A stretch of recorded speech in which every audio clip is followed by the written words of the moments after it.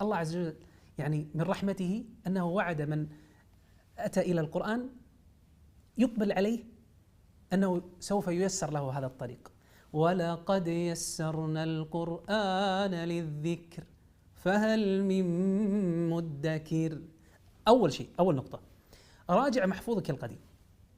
المراجعة والمحفوظ القديم هو رأس المال، وعادة يكون استرجاعه سهل، وهذا الاسترجاع سوف يزيدك قوة ونشاط لأن تعود للحفظ من جديد.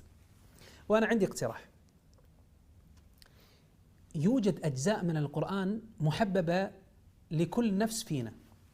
يعني مثلا سورة البقرة وآل عمران، تكون أنت حفظتها وممكن تكاسلت عن مراجعتها وكذا ونسيت جزء منها وكذا، ارجع راجعها.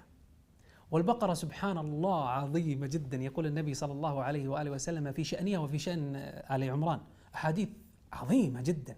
يقول: تأتي يوم القيامة كأنها غمامتان أو غيايتان أو فرقان من طير صواف.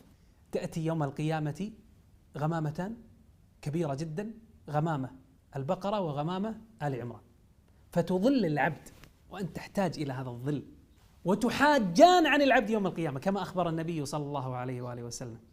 أو فرقان من طير صواف، كلها بنفس هذا المعنى، أنها تحاج عن العبد يوم القيامة. لو تلقى الله جل جلاله وعندك البقرة وآل عمران أنت بعظمة.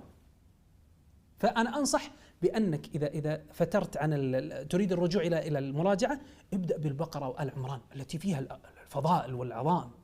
كذلك الأجزاء المحفوظة سابقا، جزء عما تبارك، قد سمع، سورة يوسف، مريم، طه، الأشياء التي حفظتها وهي موجودة لكن فقط تريد مراجعتها، هذه يعني سوف تجد سبحان الله تيسير عجيب في استرجاعها بسرعة.